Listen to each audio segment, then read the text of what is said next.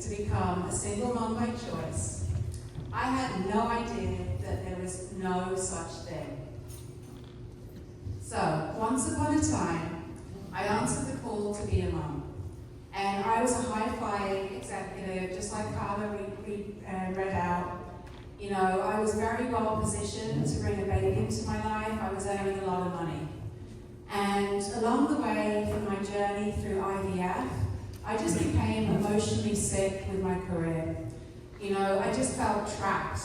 And one evening, I was in the bath, and it just started rising out of me. I want to do what I want to do.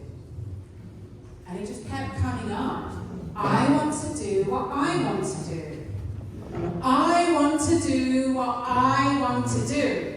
And right there, thunder, lightning, because 2 weeks later, I got fired from my job. Not exactly what I had in mind. And you know, we always get what we want.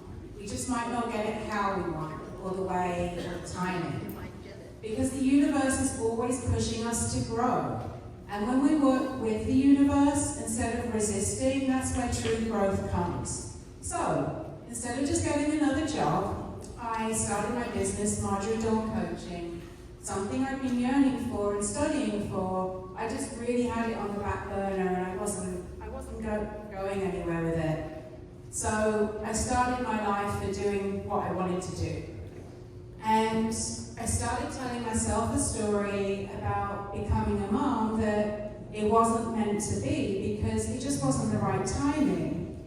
You know, I was growing a business, I had less money, I had less security, and I'm 49 years old, so it wasn't as if like, oh, I'll just delay it a few years. You know, I really just thought it wasn't meant to be. Well, in order to receive my son, I needed to release my fears about money and timing. You know, I moved forwards with being pregnant, and I took a leap of faith. And at some point during my pregnancy, there came a time when I really needed help. And I struggled to ask for it. I was a single mom by choice at this point, fiercely independent.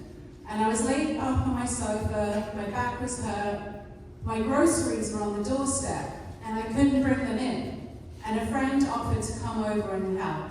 And I said, no, it's okay. I'll figure it out. I'll find some way to drag them in at some point. They could just sit there for a bit. And she reflected to me, what are you doing? You need help, and you can't even ask for it. Well, thanks to my friend, I became vulnerable. I opened myself up, and I asked for help. And the help came.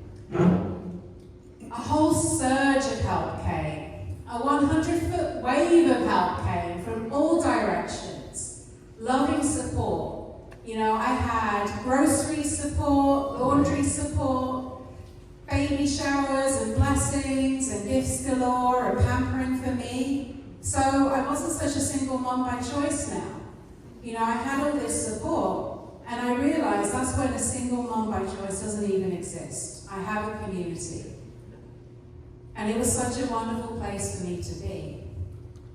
So to become a mom, it wasn't about me feeling motherly, and it wasn't about the actions I was taking for IVF and with my health. It was about me having really strong faith that all my needs are met, no matter what. That leap of faith that I took for my son. And for me to become a single mom by choice, it wasn't about me being independent. It was about me being vulnerable, about me accepting the support of my community. You know, whatever it is that we're striving for, we often think about, what do I need to do, the X, Y, Z to get there? But do we often think about the deep work, those qualities that we need to become to hold that vibration? So, if you were to double your business tomorrow, what qualities would you need to possess? If you were all of a sudden representing more buyers, if they were all of a sudden selling more properties because there are more buyers, because whatever those qualities are, when you start embodying them, you will vibrate at the frequency of what it is that you're wanting to attract, no matter the market conditions. You know, we set an intention for ourselves, a goal, and it's out here. And it's about expanding, embodying that quality and expanding ourselves so we meet it. Because if we were already there, we'd have it.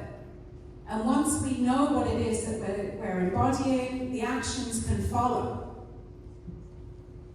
So, what qualities would I need to possess if I were to attract 5 realtor clients?